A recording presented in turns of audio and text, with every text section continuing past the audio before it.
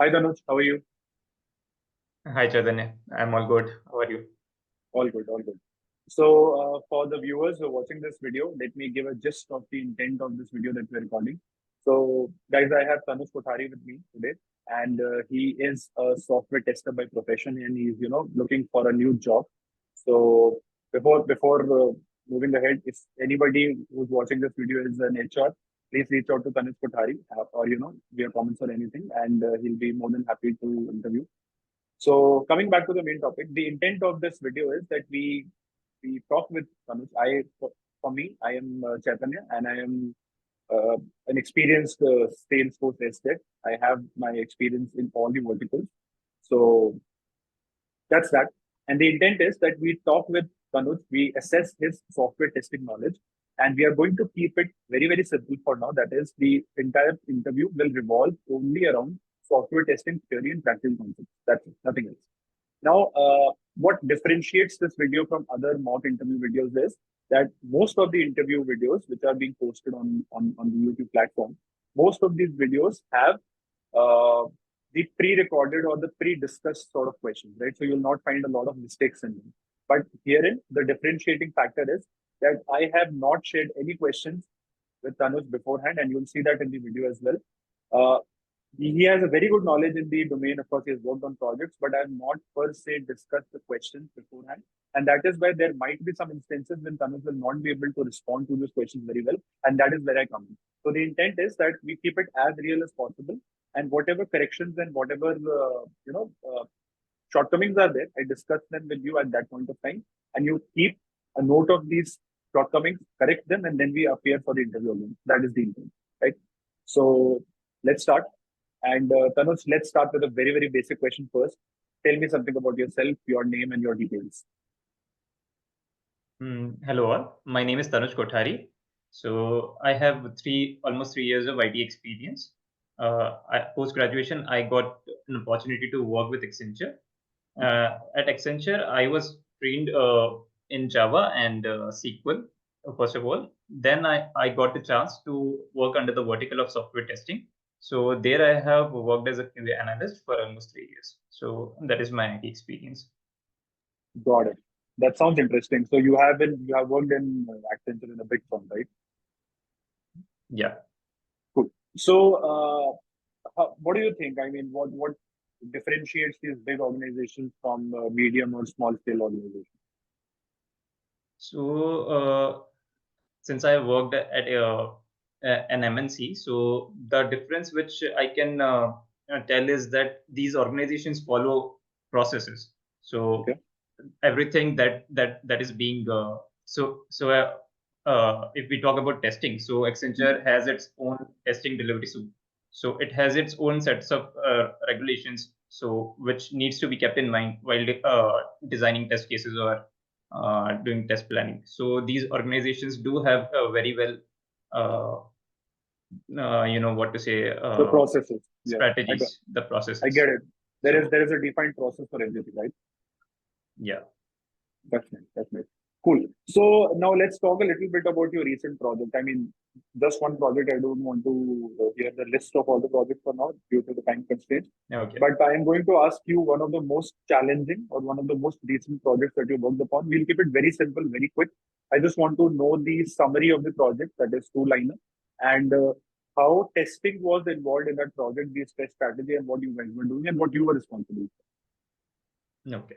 So the name of my project was My Wizard. My Wizard is basically an aggregation of multiple applications. So under for. that, Okay. I was responsible for testing metric service engine. So metric service engine is one of the applications. So Okay. there, what is there in metric service engine? There are multiple matrices. Metrics consist of measures. So it is basically a formula-based metric. So a metric will have a certain formula. So user will enter the values of measures, and those metrics data would populate in the submissions page. So based on the values as well, we were defining thresholds. So a threshold is a particular range under which the value should fall. If the value is going beyond threshold, we will be displaying RAG indicators, red, amber, and green. If it is in amber, it is perfectly going within the threshold. If it is in red, it would be below threshold, and if it is in green, then it is above par.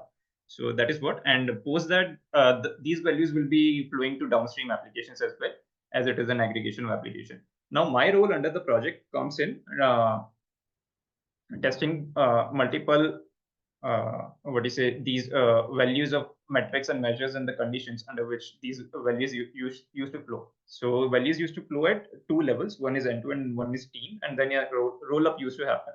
So I was responsible to in checking these flow of values from end-to-end and team level and within multiple delivery processes. So that was my role in the project basically. Got it. Got it. Cool. So I'm going to ask you a couple of very basic testing related questions. The intent is that what I want to understand, what sort of knowledge do you have when it comes to applying the testing principles on a practical basis, right? So can you help me with the stages of STLC, that is software testing lifecycle? Yeah. So STLC basically refers to the software testing lifecycle, as you already mentioned. So there are multiple stages in that. First of all, the first stage is basically the requirement gathering. First of all, requirement is being gathered. Once the requirements are being gathered, then we move to test planning. So once we have all the requirements, then we will go to test planning, under which we we kind of plan what to test and what needs to be done. Then we move to test case development. So once the project is already in the development phase, we will not waste time until then, and we will not sit down hands down that once that development will come and then we will test it. So we will since we are already aware of the functionality, we will move to test case developments. Once that is done, we will move to environment setup. Once the development will come to us, we will so that we can test it in the environment. Once the environment is set up, we move to test execution, and once those tests are executed successfully, then we will move to test closure. So this is the life cycle which we used to follow over there. You mentioned that once we are done with the test execution, we move to which stage? Test closure. Test closure. And is there any other stage which we are supposed to go from after test closure? Think about it. Think about it. I mean, you have worked in an organization, you have worked in real time. So just think about what is the next step after the testing has been done, or the client has started using a product or a project for that matter. Is that the last step, or is there something after that as well?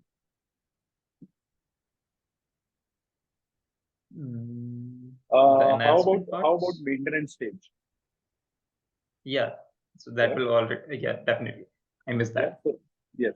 So this is a very, very important point for all the projects, because no system is entirely developed or entirely perfect. There might be some updates, some changes suggested by the client. So we have to even go ahead and make updates in our test cases as well, right? I'll make a note of it. Yeah, sounds good. Okay, so you mentioned that we are involved in test case execution, right? So my question to you is that, of course, when you are executing test cases, you might, or rather not might, you're definitely encountering issues, right? So what is the defect life cycle that you were following in a project to raise a bug or to track a bug for that matter? Yeah, so we were following defect life cycle. So under which we were using Jira for our project management, first of all. So under that, when a new defect or bug used to come, we will make it into the new stage. Post that, we will assign it to someone to a developer to fix it. Once that is assigned, we will move it to active stage. Now, once it comes into active stage, now if it is a defect and if the sprint is already happening and there is a release that is very close and we don't have much of the bandwidth, so it will go to deferred stage. Deferred means it will be taken up in the upcoming releases or sprints. If it is as per functionality or the issue is not replicable in prod or some other UAT or some other environment, if it was one-time issue that is not replicable, it can move into what you say, a rejected state from there. If the developer has already worked on that active defect, and if it is moved to test part, so we will again test it. If the testing is fine, we will give it a go, a thumbs up. If it is not fine, it will again be reopened and it will again be sent back in the active stage to the developer. If it is fine, we will it will be verified, and once it is verified in all those environments, it will be we will move it to closure part. Okay, this cycle looks good, but this is in the case of the most ideal scenario. So let's suppose you raised a bug, and the dev team or the BA for that matter says that this is not a bug. Rather, this is how the functionality should work. This is one of the edge case that you identified, and they say that it's not a bug. It is something the client is expecting. So usually, in which status did your bug get moved to in such situations? When such situations occur, there is a stage called as defined. So we can move that to as defined stage. Got it. Okay. And let's suppose if the bug that you had raised, they go out and they confirm it from the client, and it turns out that the functionality has moved out of scope, or the edge case that you have identified has moved out of scope, then what? In that case, it will be in rejected state. Okay. Then is there only one situation wherein the bug gets moved to rejected state, or are there multiple reasons for it to get moved to rejected state? There are another scenarios as well in which it can be rejected. So my question here is that how would you differentiate? So let's suppose at the end of the day, your lead asks you to create a report of the bugs with status-wise filters, and there are 2 to 3 situations due to which a bug might get moved to the rejected status, right? So how would you differentiate between these? So basically, we will have to check the functionality. If it is as per functionality, then it can be rejected. If it is, what do you say, out of scope, then it should be. I think you can guide me here better. So, of course, what you're saying is right, and the status values might differ. So, of course, when a bug is out of scope, it usually gets moved to the status which is termed as cancelled. But every organization works very differently. They have the different status values for all the defect stages. So, nothing here is right or wrong for that matter. The only point is that you have to understand the basic of it, that if you are moving a bug to so and so status due to so and so reason, uh, the status value should be different, because when you generate the report at the end of the day, you should have a better idea of which bugs were valid and which bugs were invalid. It's as simple as that, right? So, first, in case of out of scope, we keep the status as cancelled. It can be some other word as well, but the intent is that the reasons for bug closure, either it's a valid bug or an invalid bug or as designed or cancelled for that matter, the status value should be separate from each other. That is the main reason. Got it. Cool. Now, I'm sure when you're working in an agile model, right? Correct. Did So we were you following the sprints. Yeah, you were saying something. Yeah, we were working on agile model. So we were having particular sprints and releases for delivery of our project. So Cool. Okay, so I am assuming when you're working in an agile model, you have these daily stand-ups, right? correct. So let's say that there was this agile model being followed. There were multiple sprints, usually a sprint of 2 weeks. Now, what happened is that there were 10 functionalities, and the dev team said that, you know what, we have developed 5 of the user stories, we have deployed them to the QA sandbox. Go ahead and start testing them, right? So, as a seasoned software tester, or as a seasoned or an experienced quality engineer, what would be your first step? Will you let's suppose, just one more thing as a note. In those 5 user stories, there are 50 test cases, right? So, what will you do at that point of time? Will you simply go ahead and randomly start testing those test cases, or will you follow some other strategy to optimize your test? Yeah. So we will not go ahead with all the 50 test cases in one go. So there might be chance that the critical functionalities might not work, and we end up wasting our time in testing the less important things.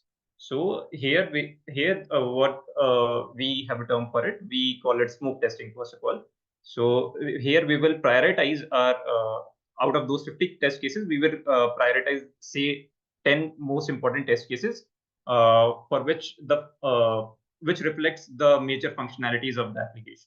So we will prioritize them. First of all, we will check them if the critical functionalities are itself are not working as per the discussions. Then we will again go give it back to the dev to rectify them, and then we will again proceed with them. So this is the strategy which we used to follow. First, we will identify the most important tasks rather than going all at once. Makes sense. Okay, so since we have defined smoke testing, can you help me with the definition of sanity testing as well? Yeah. So sanity testing is basically when some bug fixes or enhancement parts comes into picture. So once the application is being deployed and it is natural that bugs will come. So once those bugs are fixed, it again comes for testing. So at that time, sanity comes into picture. So sanity testing, we can say, is a part of regression, is a Okay, subset of regression where these bugs and fixes are again tested in multiple environments. okay. What is regression testing then? Regression testing is a whole subset where once the bug fixes are done, then we will go ahead and check those, and we will check if those bug fixes have not impacted the other functionalities, other critical functionalities which were already existing. So we used to do a regression of all of our entire app. So Okay, that comes under regression. Whereas sanity is particularly checking those bug fixes which were there. So it is we can call it as a subset of regression. got it. Cool. Uh, you know, when you are raising these bugs, these issues, there are a lot of times that you have to assign severity and priority, right? Now, the first question to you is that I, I mean, help me clear this doubt. So we have a bug, and I simply go ahead and I simply tell the developer that this is a priority P1 bug, P2 bug, P3 bug, or if I tell him or her that this is a high, medium, low priority bug for that matter. I mean, the intent is that we do not have two separate parameters for a bug, that is priority and severity. According to me, only one parameter will work, is sufficient. So why was this concept of priority and severity introduced? Why do we like to make things more complex?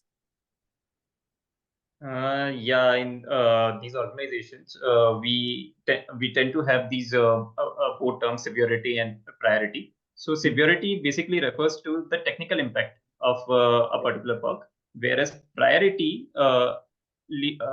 can be iterated as business impact of a particular bug. So suppose a bug is having yeah. So let's take an example of my project.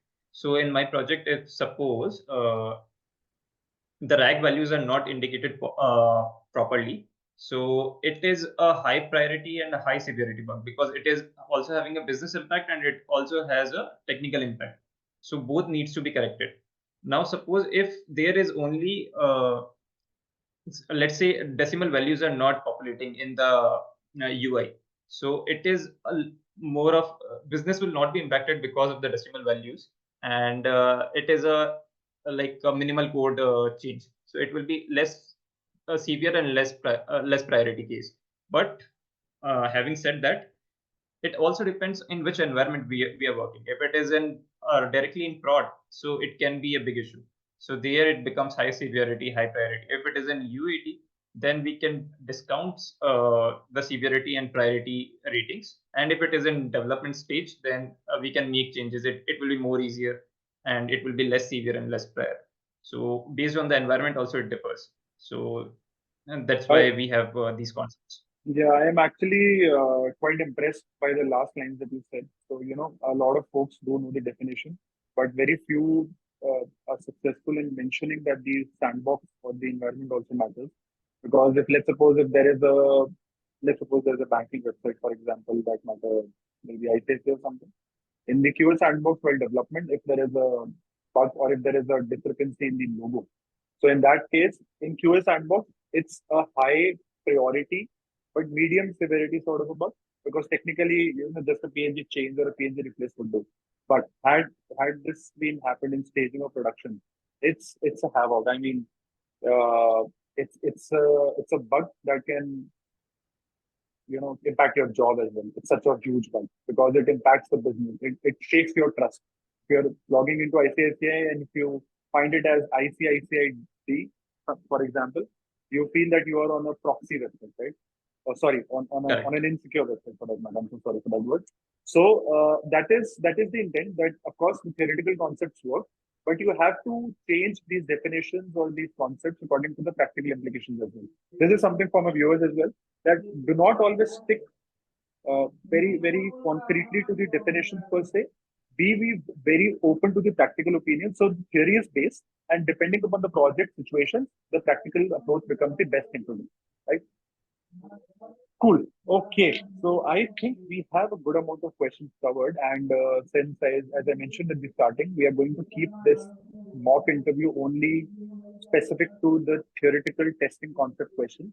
In the next round, I am going to talk about the testing practical questions, that is designing test cases of different types, for example, negative test case or BVA or happy path or I mean, a number of other scenarios. So that is the intent.